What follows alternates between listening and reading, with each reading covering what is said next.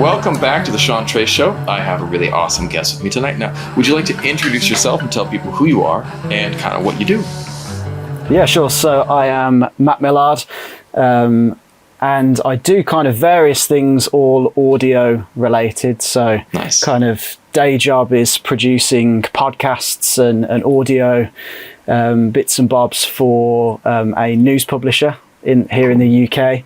And then basically all of my spare time, or lots of my spare time, is spent doing music and various other audio related fun stuff. So yeah, That's awesome. Kind of audio guy in broad sense. Well, I found you from more of the music stuff, and we just told me about the podcast side, and that's interesting. Now tell me, let's dive into that side first, because I want to spend more time on your music, but let's talk about the podcast and stuff first. What does a typical work day look like with the audio that you're doing there?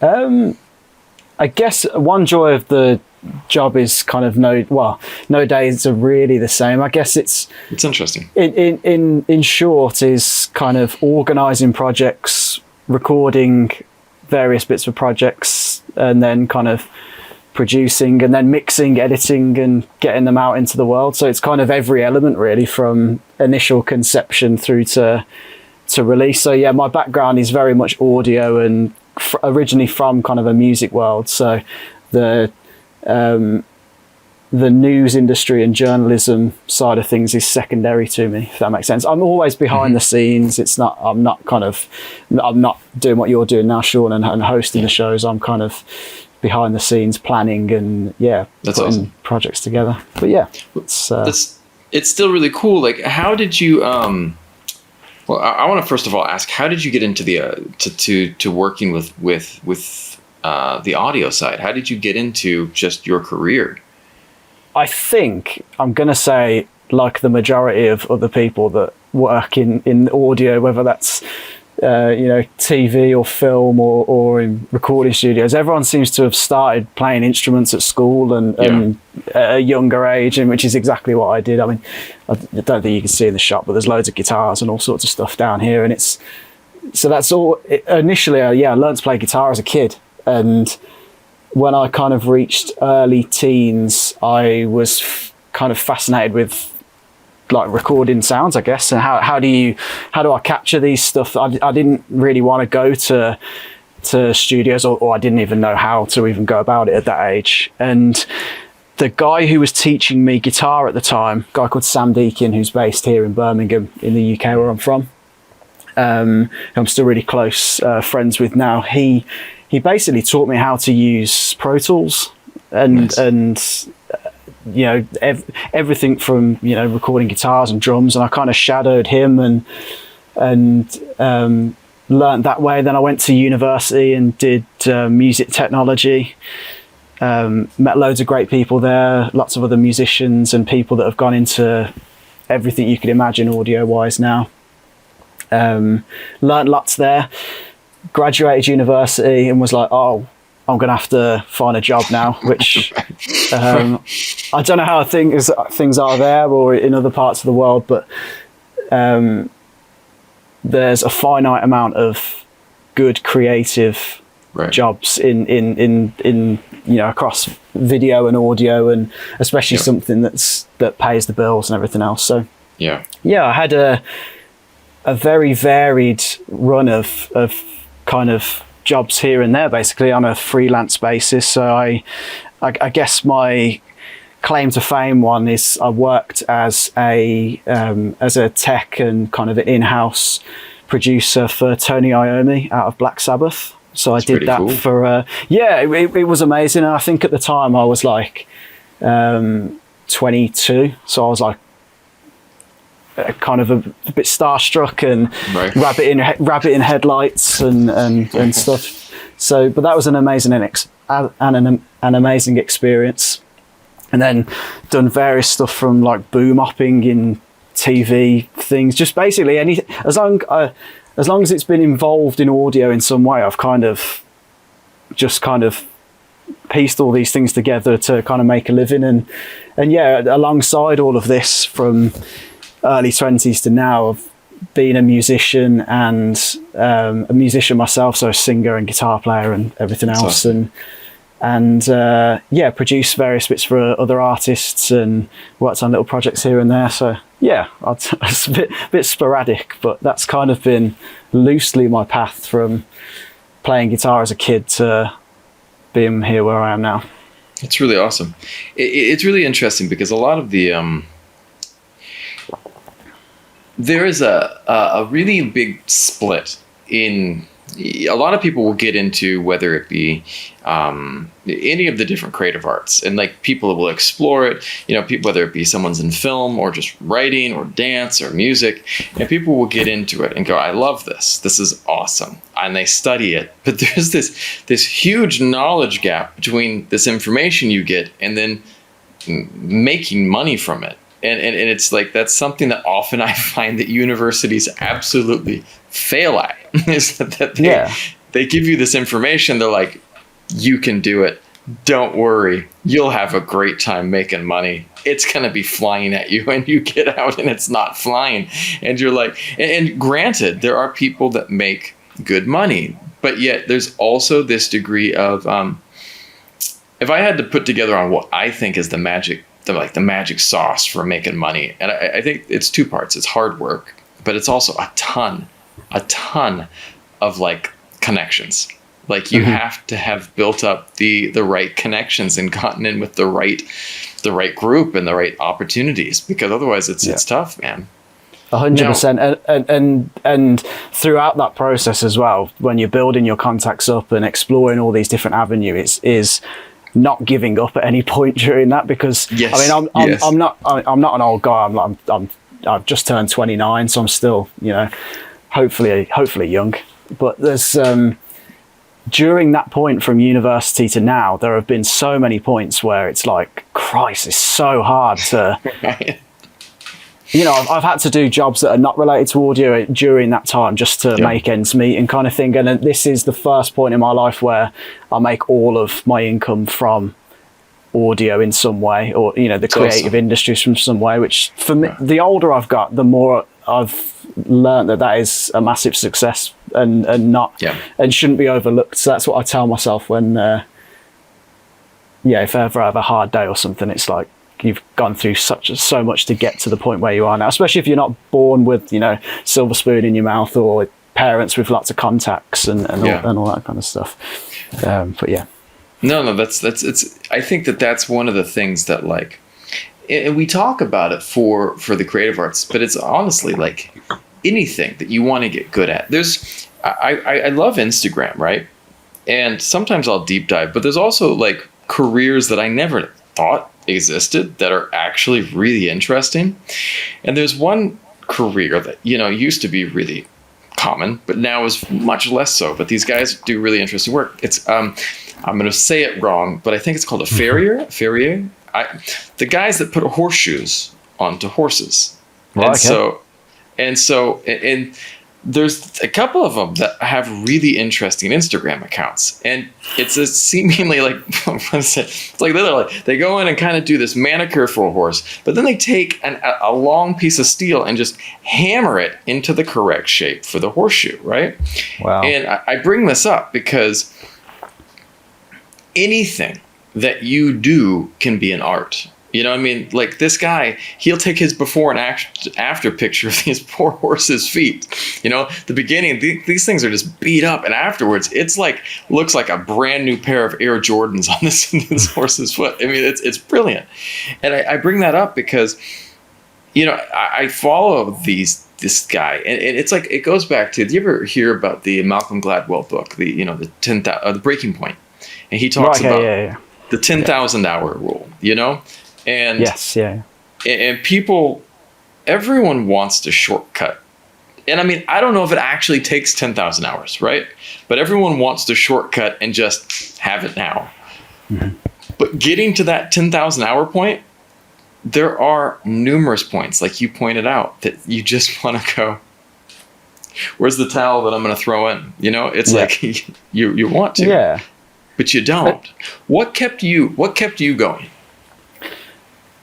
I've I think it's when you're in those positions where you're doing like, you know, some part-time work or you know, a job that's completely not related to what you want to be doing, and I think when I was sat there doing these jobs over the years, you're like, this is 100% not what I want to be doing, and I feel you. I don't know. I don't know whether it's a British thing, but you meet people that are very much like, oh, you just go to work to pay the bills, and it's just a 9 to 5, and everyone has to do it, and the kind of a bleak outlook on kind of working life, I guess. And I've never really pictured that as being me and what I want to be doing. So yeah, and then don't get me wrong, it's not, I've got friends that have done really well in for sure, music industries and creative industries, but it's definitely because there's not many jobs that out there, and lots of people that kind of set out wanting to do that. You do have to persist and like you say, network and meet people. I think every job I've ever got is through people that I've met. I've never really kind of just, you can't just go onto like Indeed or whatever and type in music producer and that's the job you get. It doesn't work like that. No. And the paths to get there, like you say, you kind of finish university and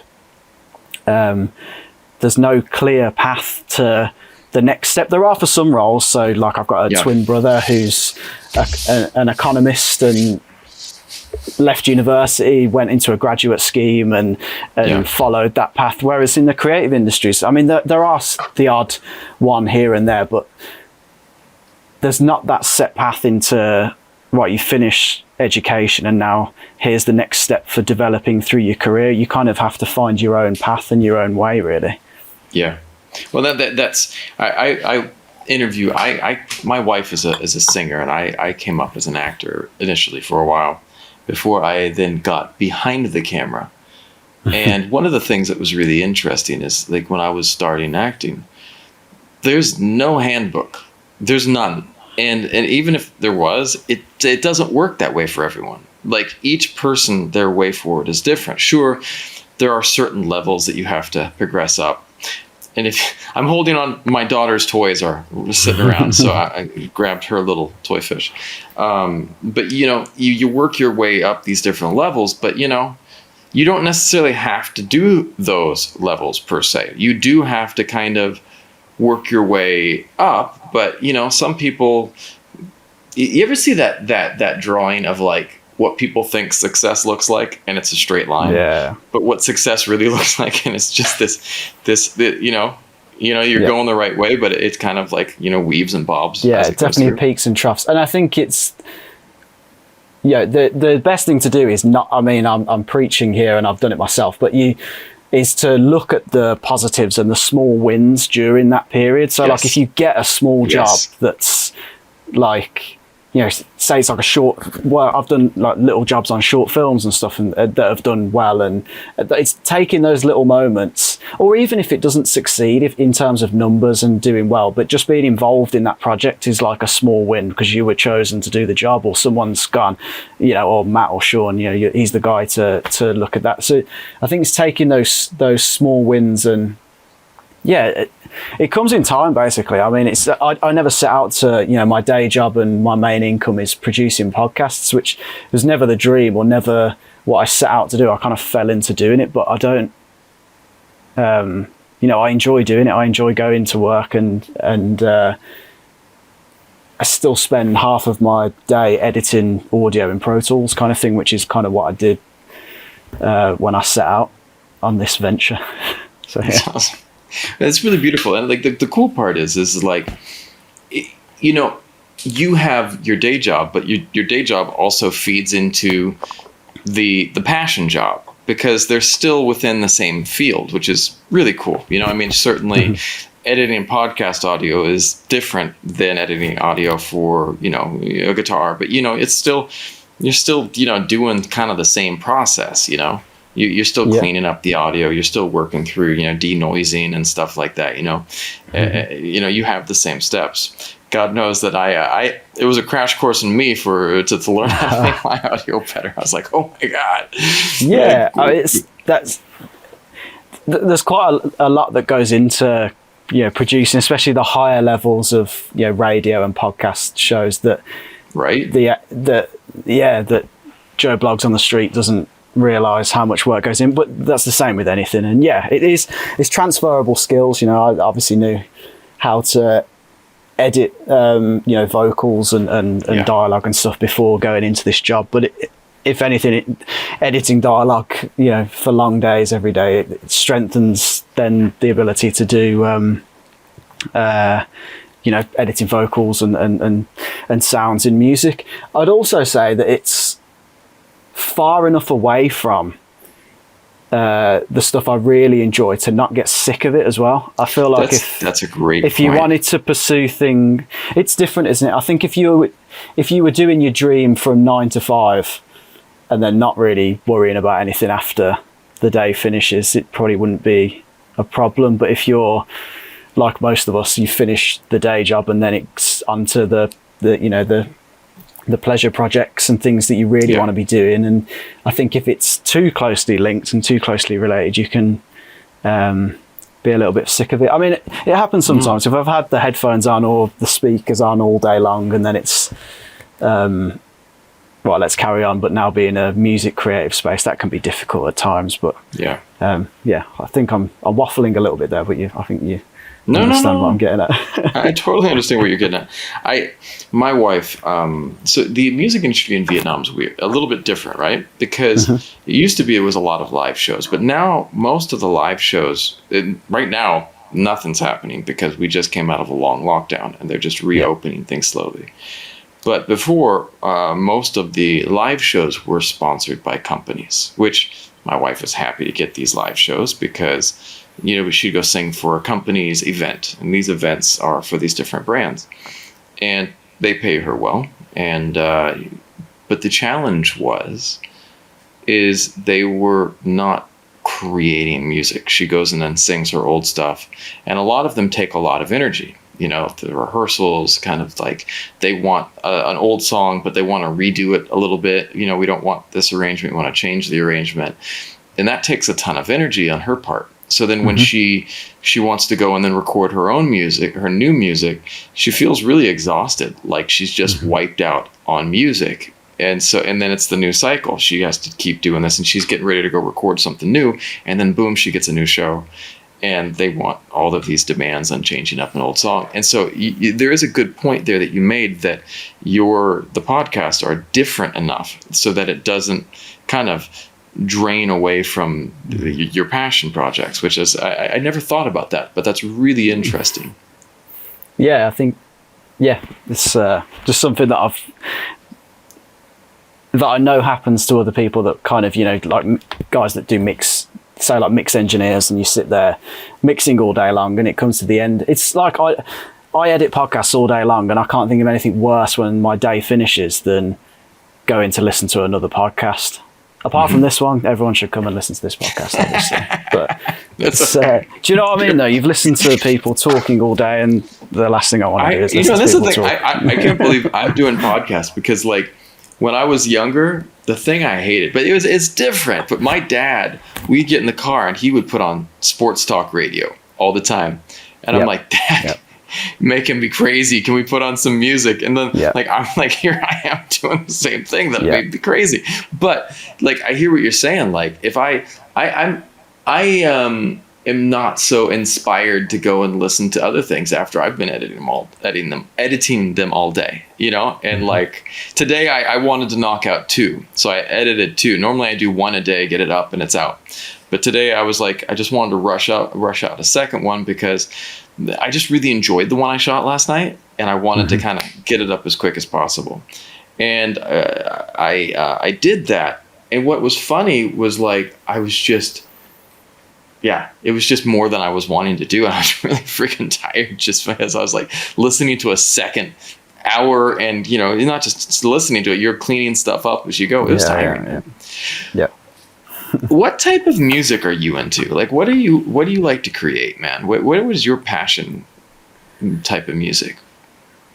I'd say the older I've got, the more open I am to lots of different styles of music, although I am still very centered around, I guess, I started off kind of guitar rock music, that kind of 90s 2000s indie rock and roll, like the Strokes, Kings of Leon, that nice. Kind of stuff was what I listened to like when I was growing up. And then I'd say it's got slightly more mellowed out and more as I've got older. So like I'm a massive fan of like Bon Iver or Bon Iver and sort of Justin Vernon, guys like Ben Howard, that kind of, you know, more acousticy, but still like lots of weird samples and interesting things going, interesting arrangements. But I'll listen to anything. I like kind of pop indie stuff as well. People like Maggie Rogers and Sylvan Esso and all that kind of stuff. But yeah, I wouldn't kind of sit. It's rare that I'll sit down and listen to kind of chart pop music. But I'm open to everything. I grew up listening to kind of soul from my mum's side, and then kind of your rock and roll bands from my dad's side, like Led Zeppelin and The Who and all that kind of stuff. And it's bit of a vague answer there, but I'd say kind of indie and folky style stuff is kind of what I'm drawn to. But hey, if it's a good song, I'll listen to anything. Right. Now with your own personal music that you're making, what are you working on anything right now? Currently, yes, although it's been a very long time since. Yeah, it's probably been a couple of years now since I have actually worked on my own music stuff for various reasons. I think the pandemic mainly being a big absolute creative drainer. I know that some people have gone off and done loads of stuff during that time and seen it as inspiration, but for me it was just very much struggled to write anything. I've also moved house as well. This is the kind of the studio in my house, so we've been here a year now, so I've been spending weekends and stuff renovating this place and then working full time as well. So yeah, coming up with all the excuses here, but I am I've got this room now which is kind of partly done. It's still a bit of a tip in the corner there, but there's I've got some stuff plugged in. I can't see that corner, so it's okay. Yeah, that's it. It's like any studio, you see the pictures and it's the sexy end, and then this is like the less sexy end. This part of my room sucks, so I totally not picturesque over here. Yeah, I'm working on some different ideas. I have a folder full of started ideas, and now it's a case of finishing those off. I've been trying to collaborate more and work with other musicians and stuff as well, which is something that I really enjoy doing. I used to kind of do everything myself, and drums, guitars, pianos, sing, mix it myself, and then just before the start of the pandemic, I had a band around me that was, and we just reached the point where we'd played some live shows and they went really well, and then we've started writing together again. But so that kind of halted things a little bit. But yeah, I'll obviously keep you posted on where things go. I'm hoping the start of next year I'll be in a place where I can be releasing music again, whether that's under my own name or an artist name or a band. I haven't decided yet, but yeah, working on stuff quietly in the background. Well, that's awesome. And style and stuff, I'd say guitars are always, that's my go-to instrument, so that's kind of a center point, and I'm trying to steer maybe further away from the singer-songwriter-y kind of label that gets thrown around, and yeah, who knows, I'll experiment and see what happens. I like that, man. Well, tell me more about your other passion work. Are you mixing for other people? Are you writing and producing for other people? Are you just tell me more about that side? Yeah, again, it's similar story to what I just said. It was things have slowed slightly over the past 12 months, but prior to that, doing. It was busy. I'd say more so kind of closer friends and people that I know more locally. I've mixed, and like we said earlier, networking. There's a small group of artists and bands that I mix projects for. Kind of that's always been the dream for me, is to be a producer / mix engineer. I think like awesome. lots of various other people, but yeah, I love doing that. And when I get the opportunities to mix or be involved in the production of songs with artists, then I jump at the opportunity to do so. So yeah, I even had a few musicians in this little space and in the place I was in previously, and yeah, worked on music together. But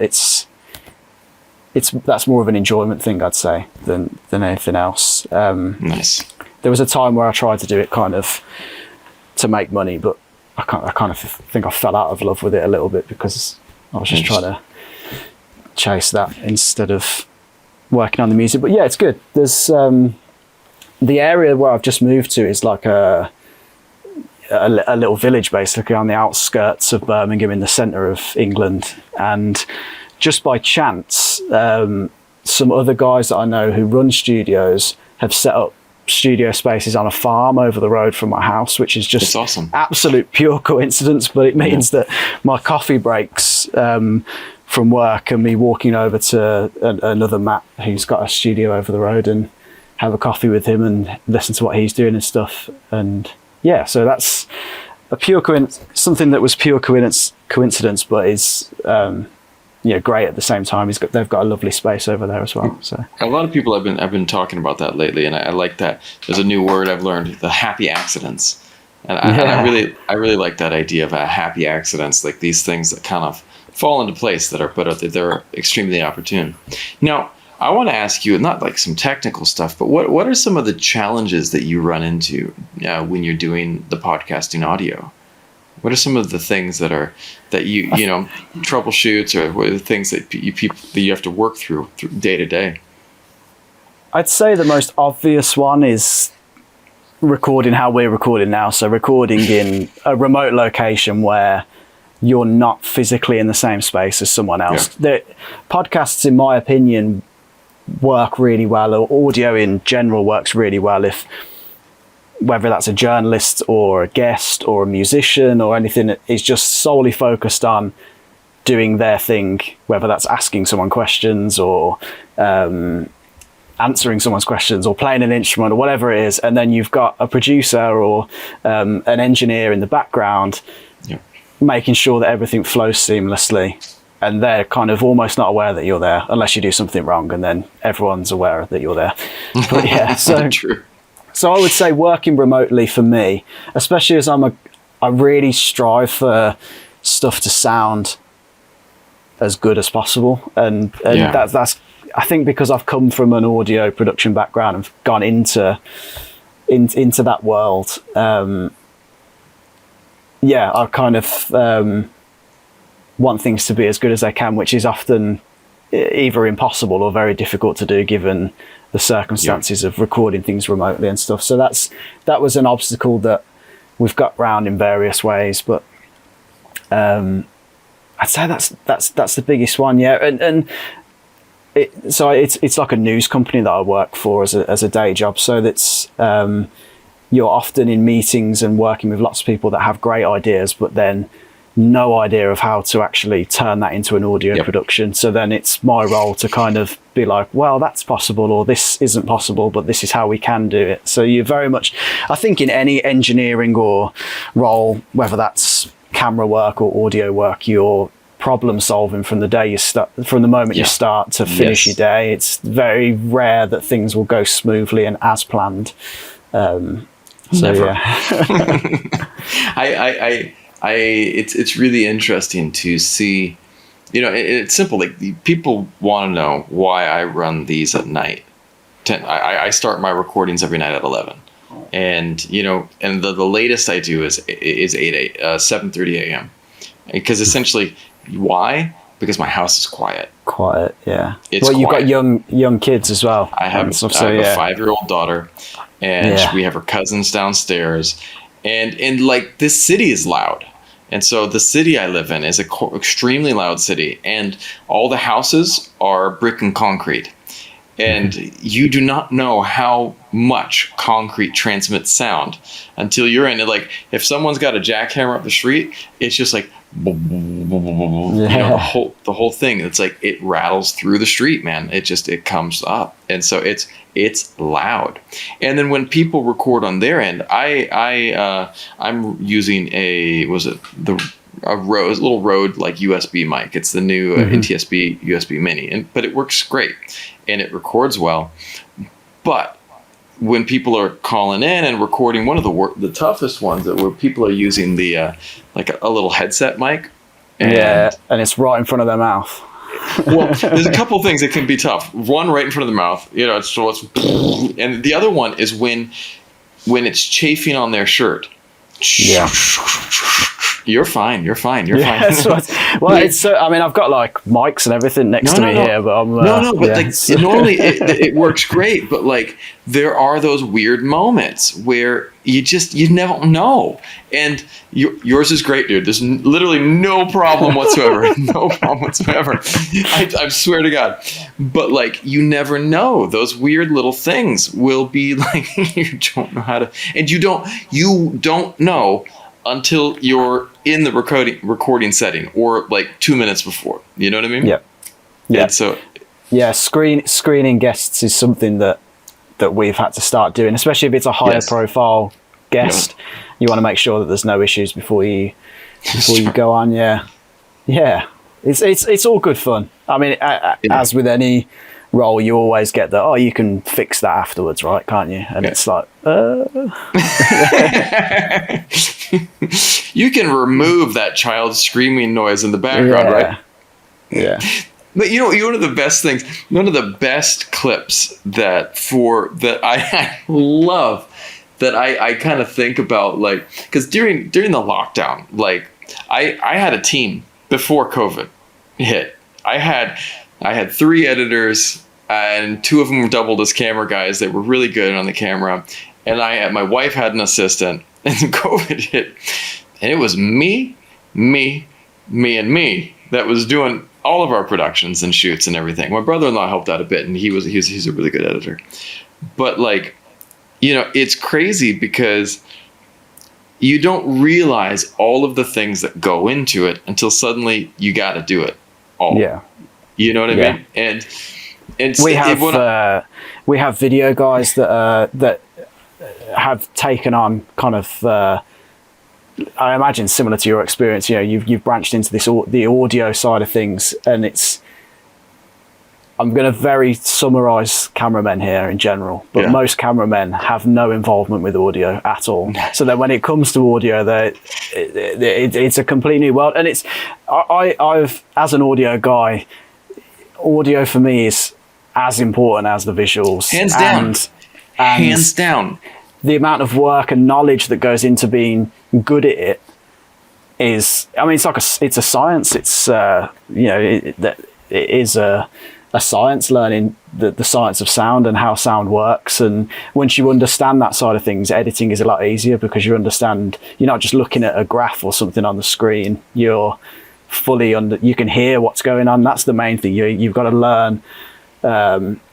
Not how an EQ looks on the screen, but you've got to learn what certain frequencies sound like. Yeah, so that's you can't learn that overnight. That's something that takes years of experience to perfect. In the same way, I imagine picking out, color grading and all that kind of stuff with video. I imagine it's a similar thing.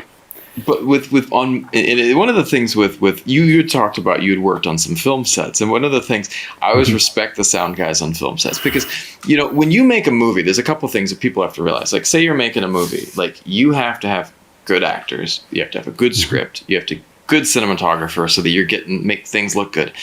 But if you don't have good audio, none of that matters. Like if it's like like you can't do anything with it. And so, but on a film set, the audio guys get just so often, it's so tough for them because like they'll want to go in and like, even like something as simple as room tone, like the camera team's like, everyone's like, all right, let's go next setup. And the audio team's like, can we please just get some room tone? That is something that is always, like, it doesn't matter what project or what industry, us audio guys are always forgotten about or always pushed aside. Totally, man. Get the violin out, but it is. That's so true, and it's so hard to do, man. Like, and that was one of the things I remember. I was on this huge movie, and the camera team was like 20 guys, and the audio team was 3, and they hustled their butts off, and it was a major motion picture, and they were doing a great job, but like, you know, you don't realize how hard it is to do something like operating a boom mic on a major set, you know, and you're not casting shadows. You have to get it as close as you can. So it's just like, you know, so our frame is here, you know, like you got to keep that boom mic right about here so that you're picking up. It's tough, man. I have crazy respect for audio people. And now that I've had to do more of it myself, wow. Yeah, it's good though. It's good that you are taking that on. It's a new level of respect. But I mean, I also was sitting there. That was something that I had the opportunity, like, about right before COVID hit. I had the opportunity to start taking some classes, and I said, "Hey, I want to understand this world, because I don't think someone can be, you know." If you know, someone was talking to me about what does a compressor do, what does the EQ do, and I was just like, I hear you talking, man. Nothing's coming in. But then when I learned about it, I was like, oh, that really helps audio sound a heck of a lot better, you know? Yeah. There's a few like fundamentals. I imagine I'm not a video guy and I don't know anything about video, so I won't pretend I do. But there are a few fundamentals in sound that, especially when it comes to editing, like EQs, compressors, and all that kind of stuff. But once you've cracked those main things, everything else around it is there various versions of the same thing. So as long as you fully understand, you know, what that compressor is, how a compressor is working, then it doesn't matter whether you're using a vintage, you know, old compressor or a new, really clean plugin. The way it works is the same, although you'll get different characteristics and stuff. But yeah, there's loads to learn. I'm still learning, and I've been doing it for like 10 plus years. But with the music side, so comparing the video to music though, like, the options on the video side, right?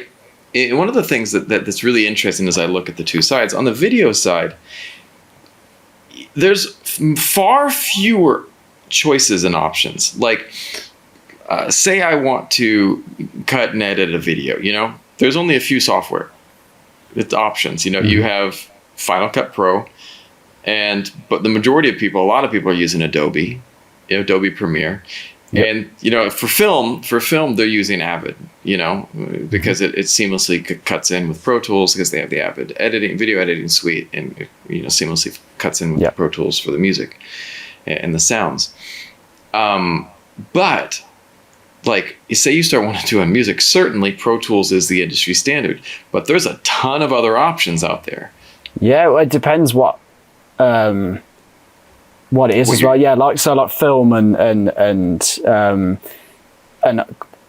kind of mixing and like that side of stuff is Pro Tools. Yeah, but then when it comes to creating music and sound, that's where there's kind of there's loads. I lose track, but yeah, obviously you've got like Ableton and Logic and various ones. But yeah, there's new DAWs. Or digital audio workstations like everywhere now. Right. There's loads of options, but they all do the same thing ultimately. That's a dangerous thing as well. Same, I imagine, with like video effects.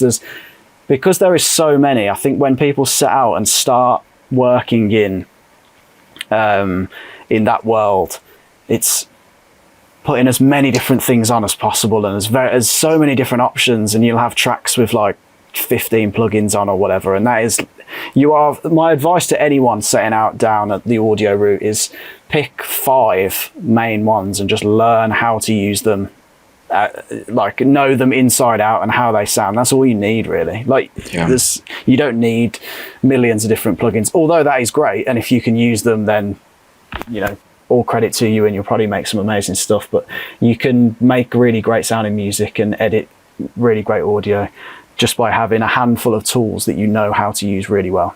You see so many people just whacking compressors on or whacking anything on a track, and it's like, do you even know what that's doing? It's changing the sound, but is it making it better or worse? Or so that's my advice. I grew up studying judo, and so I'm a black belt in judo. And one of the things that was really interesting for me was when I was younger, we would meet some other schools. My school, they taught us a ton of techniques. We had a lot of techniques. But I found that a lot of the students were kind of like a jack of all trades, a master of none. And we would meet some of these other schools, and there was like this kid that I knew from Japan that came over, and he studied, you know, at the Kodokan, which is like the original like judo school in Tokyo. And he was like telling us how at his school they would, you know, get these, but people would perfect like 4 techniques, like, and those would be your 4 techniques. And this dude but like they were so damn good at them, you couldn't stop that guy from getting that technique on you. He was just like, if he wanted to get you with it, he would. And you just didn't know it was about time. And that kind of one of the things that I always loved about that is that, like, if you can master a certain set of skills, you don't need everything. You just need to be really good at a certain few things. And when the option comes to branch out and use other tools, you have a far better understanding of how they work. Exactly. It's all do good you fun. guys? Do you like to use? Are you more in the box, or do you like to use? Like a physical compressor and physical EQ? I've used lots of I've used outboard gear, but admittedly, my setup here is very much in the box. It was as a younger guy in this industry, I didn't go through the analog days, so I have no memory of it, or so if anything, it's just nostalgic, putting vintage plugins onto tracks. But it's I would like to have some more, but I can do it. Would be a luxury, and probably one that I can't afford at the moment. I look at sometimes I'll go on Instagram and I'll just look at some of these, like, I mean, they're like the studios that are like, they've got someone who's got some cash behind them that's bought all this gear, and I just see these racks, all these things, and I'm just like, wow. But again, my question is with the advances in technology, I don't know if it's needed. I'm certainly it would be cool. Yeah, right? I think it comes into its own more so where the front end, so like what you're recording into the software. If you have like a really nice instrument or a really nice keyboard and it's going through something that sounds good on the way in, that's where it's advantageous. I think when it comes to actually mixing stuff, editing things, you can do everything in the box and it sound great. And then there's benefits to you're sending that signal out again through something, and it depends. There is a difference within the box, though, from going, in my personal opinion, from something cheap and low end to then something that, if you step up to like the stuff that like Universal Audio do and things like that, which is kind of what I'm running here, there is a noticeable difference with working in solely just with an interface. But you can create. I had a friend based in London. I mean, he's stepped up in the world now and he's really successful and bought loads of amazing equipment. But a lot of the stuff that he did early on was like really successful stuff, like in the charts and everything. He just had a little Focusrite interface and some cheap speakers. And I mean, you look at like, you don't need loads of fancy equipment to make the songs are the most important stuff, but it does make, it gives you options. Again, you've got to know how to use it all. I'm not experienced enough with using lots of old expensive analog gear to comment really, but I've never suffered in the digital world. And especially awesome. Now, I feel like things have progressed a long way in the last 10 years. I think so. Things are really seamless now, and the quality of stuff. And in the same way with film, you go to watch feature-length films now, and there's like lots of added grain and stuff to make it look like, it was shot on film. It's shot on film, yeah. And it's exactly the same in the audio world. Everything is ran through emulations of old equipment or sending it through emulations of tape recorders and things to get that warmth and that the characteristics of old equipment, because it's more pleasurable to listen to than something that's clean and clinical. So that would be a benefit of using analog gear, but you can replicate it now really accurately and well in the digital world.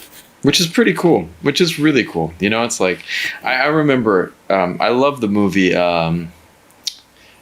what's the name? Walk the Line with Joaquin Phoenix about Johnny Cash. Yeah, great film. Yep. Great film. And one of the cool things is I love watching, like, when he goes into that old studio, and they were recording, back then it was recording on, was it the big old, big tape, or was it? Yeah, it would. Yeah. It would so they'd be like eight track or four or even 4 track. which is wild, And sorry, go on. No, please do. I was going to say a positive of those old things. It kind of goes back to what we were saying with there's so many options. Sometimes you can, when you're limited, when your options are limited, you're often forced to make decisions and create something that's good. I know I'm saying something that's been said a million times there, but it is true. It's this.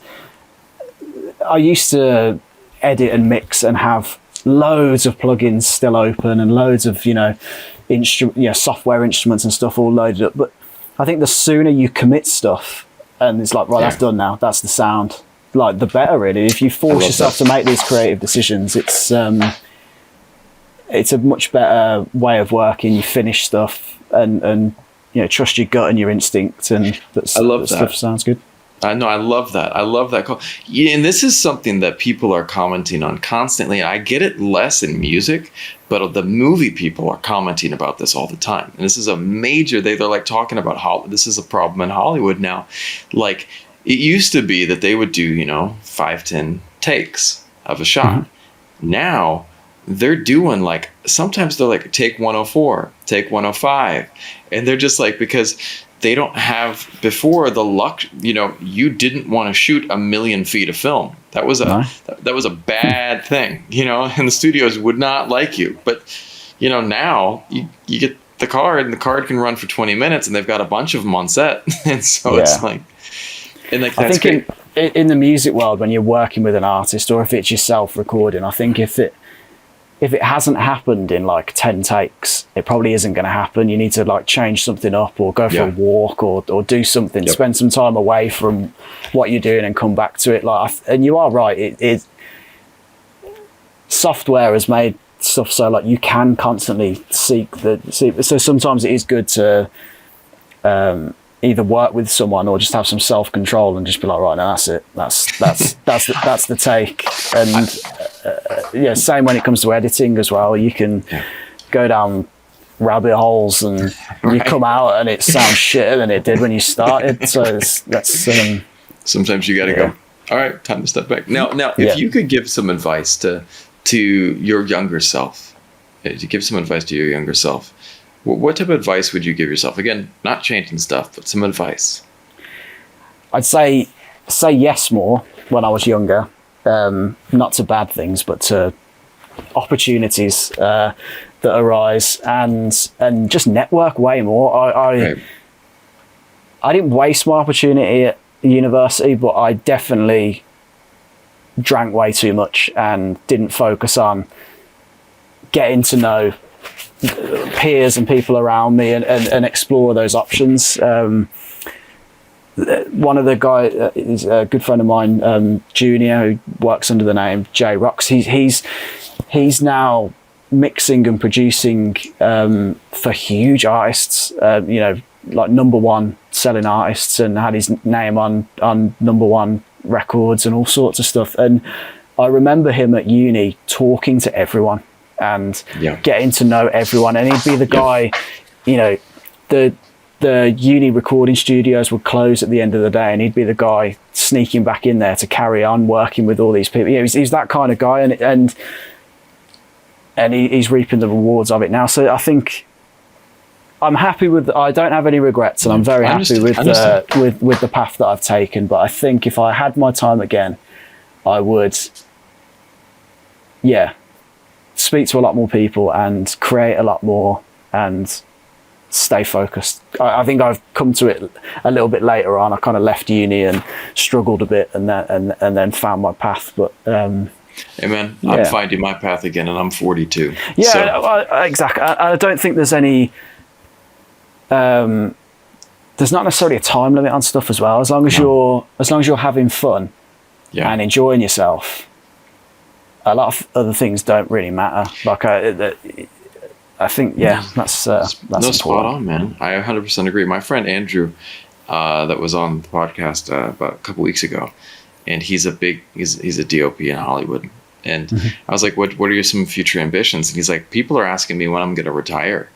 And he's like, I'm never going to, and he's like, I don't want to, because I love this. I love what I'm doing. And he's like, as long as you love what you're doing, like, just keep going, man. Enjoy it. That's it. Yeah.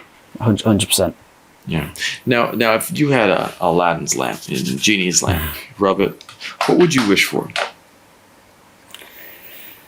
That's a very good question. A very tough question as well. I think, especially given what's happened I'm going to be a little bit philosophical, but I think given what's happened in the last year or so,